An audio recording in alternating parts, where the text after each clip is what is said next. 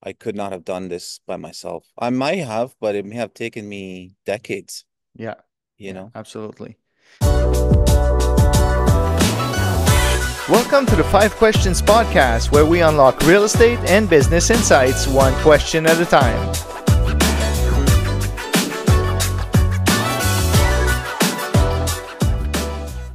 Welcome to the Five Questions Podcast. I am your host, Mario Lamar.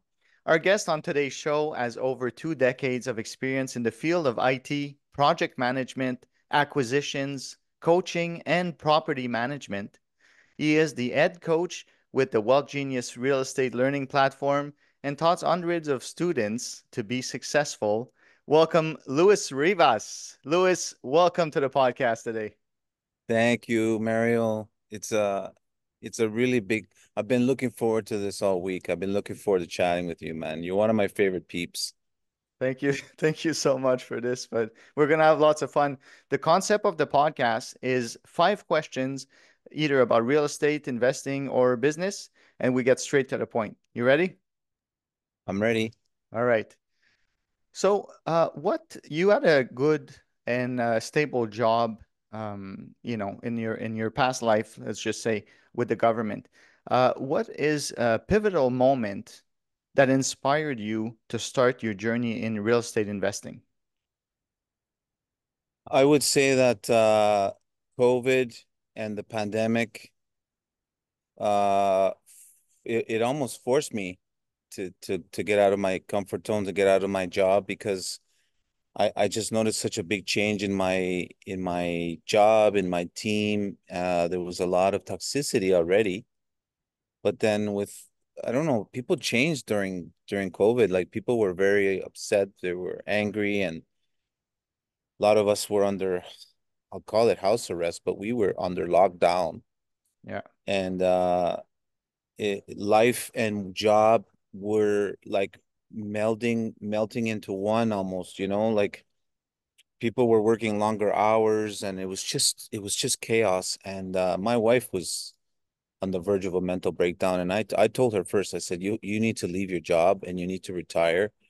And otherwise you're not going to be around. And we had two very young boys at the time. We still do. And I said, I need you to do this. And she was like, she thought it was crazy. Yeah. But I made her like I encouraged her to leave, and we haven't looked back. And so the year after that, I decided to leave because I had a proof that what we had accomplished between her and I was working. And of course, as you mentioned, I'm the head coach of Wealth Genius. Wealth Genius was a major part of of pulling me out of that situation because if I didn't have something like this opportunity with Wall Genius, I may not have taken the plunge. I may still be in that pool, swimming around, fooling So you myself. basically, you surrounded yourself with people who were successful in real estate, Yeah, and with the situation that you were living in, that both together gave you the confidence to start your real estate journey. absolutely. I Let go of the past. absolutely. It goes hand in hand. I could not have done this by myself. I might have, but it may have taken me decades, Yeah, you yeah, know. absolutely. That brings us to our second question. So now you're investing. You started investing a few years ago. You got a lot of deals. Is there a successful deal, or can you describe to us a successful deal that significantly impacted your real estate investing career, and what made it so successful? We acquired a 21 unit building in Ontario, with my partners Alfonso, his wife Helene, and some other partners. And we acquired this building in 2019 with an agreement for sale. Yeah. And if your viewers aren't used to the term, it means you take over the property and you don't close on it. You just start managing and you start trying to create a lift.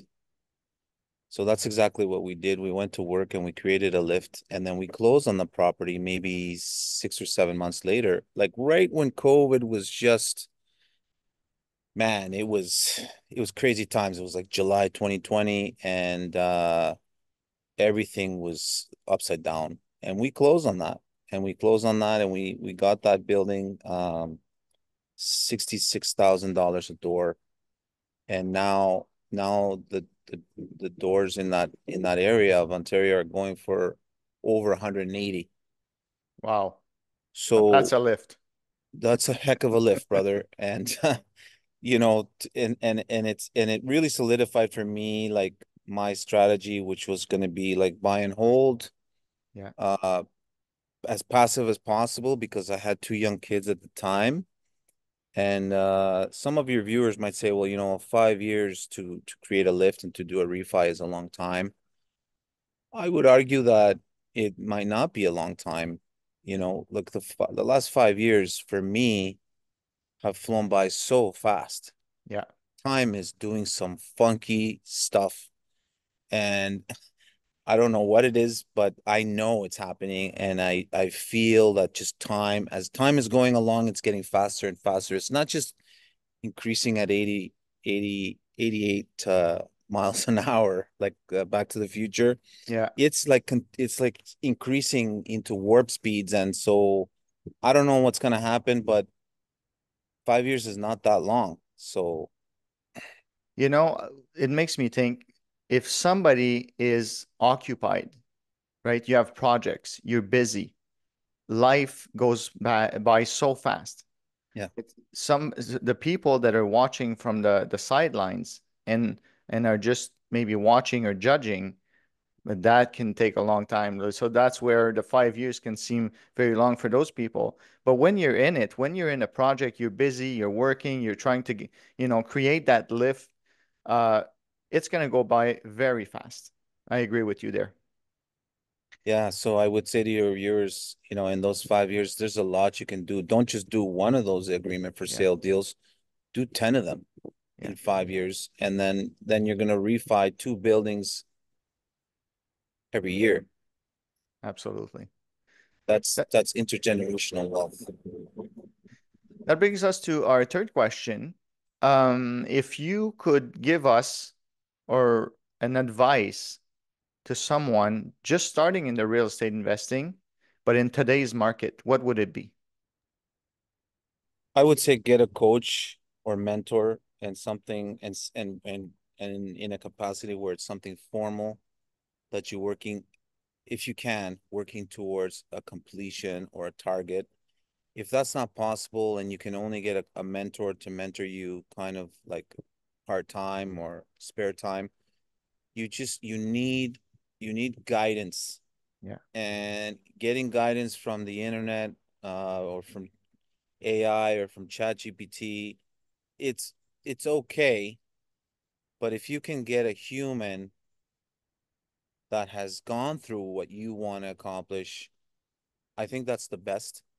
And if you can connect to a platform or a community of like-minded individuals, there's been instances when you and I haven't known you for all that long, but I feel like I've known you for 100,000 years. And it's when true. we get together, it's like we're little kids frolicking in the playground, talking about what deals we're doing and what kind of exciting Yeah, initiatives. You've got your cruise February. next year. And so I would say connect yourself with a mentor, connect yourself with a coach, connect yourself with a group of people that are gonna lift you up and encourage you to have fun. Because if you have fun and you feel fulfilled, money's gonna come. If you are Absolutely. searching for that money, it's gonna be a bit of an uphill battle to feel fulfilled. You gotta feel it Yeah. to be it. You got to surround yourself with like-minded people. And it's when you say about it makes me think when you say about talk about getting a coach, some people might see a high ticket item or high value money wise for hiring a coach. Yes, it's true. It could be expensive, but there's other ways you could surround yourself for free. Start going to networking events Yes. around people that are doing real estate. Get, like you said, part-time coach, here and there, ask for advice. That's a great Or, point. Yeah, or if you have the budget and you really want to dive into it, then get a coach full time that's going to hold your hand and really take you to the next level. So 100%, I agree. I did it myself. You need a coach to go to the next level. Now, what kind of coach or what you can afford, there's many options out there for you. I agree. And sometimes maybe you need to just partner up with someone, Yeah, that has done it before and say, can I jump in on your deal and help you with some of the tasks? And this will help you learn the business uh, from a managing partner, working partner position where you're really just learning on the job, so to speak. yeah. That brings us to our fourth question. We mentioned that you're the head coach at Well Genius. How has your experience as a coach and mentor shape your approach into real estate investing? And what key lessons you strive to inculcate to your students? Well, being head coach here has helped me in every asset of my life, even in my personal, with my family, with my brothers, with people on the street. Um, I always take a servant leadership approach with my students and coaches. I have my own coaching students, and we have many coaches here at Well Genius, and I mentor them as well. Yeah, And I always take a position of being a servant leader, serving the community, helping others become fulfilled, and that will in turn help fulfill me. But the biggest fulfillment comes from helping others get what they want. And so ask a lot of questions. I've become a master at asking questions and I don't even realize it. I was in a car the other day with Deanna Boyden, who you had yeah, on your show. yeah. And then I started asking her questions and she said, oh, the coach is coming out. And I didn't even realize it that I'm just my favorite way to basically keep the conversation going is just to ask a lot of questions. So I lead with curiosity and I encourage my students to do the same, to ask those questions like, why are you selling the property? Like how is there a mortgage on the property? Can we assume the mortgage? Just the worst thing that can happen is somebody can tell you to Yeah, get lost, yeah. or they might lie or they might skirt around the issue, but I always encourage my students and all the people around me just to ask a lot of questions. There's something to be said about when you ask questions, do it with a pure motive. Yes, we're in business and we're there to make money, but if you do it with a pure motive, money is going to come to you. So, try to find out, like you said, all the different questions in a humane manner instead of how can I squeeze in the most amount of dollars out of that person? Because that's going to bring you fulfillment for the maybe for one or two deals, but then life just going to make it in a way where it's going to stop coming to you.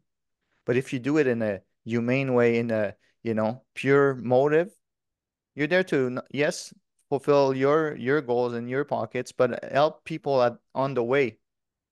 I think you go much further. I agree. If you can do both at the same time, it's just going to be symbiotic. Yeah. And by asking a lot of questions, you find out what it is that people's needs and wants are. And And then maybe you you can can, yeah, see, maybe you can see if you can help them. Or maybe exactly. you could refer them to somebody. You know what? I don't have experience in that, but my friend Mario does. Why Yeah. don't you? And I love connecting people. If I don't know the answer to something, I don't try to BS my way, in and out of an answer. I'll just say, you know what? Why don't you talk to so and so? He has experience, or she's got a building, or whatever the situation is. And I love connecting people because that could be the best thing you could do Yeah. for somebody. Absolutely. Yeah. It brings us to our last question already. Already? Man, Already, we're it's we're moving too fast. a fast podcast.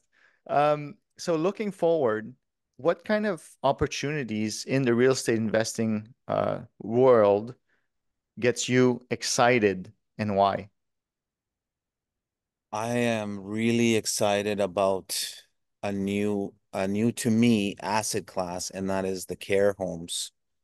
The care homes, it's got the multifamily component to it. Actually, it's not even multifamily, it's almost like multi-individual, Yeah, but you're fulfilling a huge need for urgent, I would say, need for elderly care in our country, um, and providing housing for our growing population, our aging population. Aging, I should say, not growing. We are growing, but we're aging much more rapidly. That excites me, and the self-storage really intrigues me.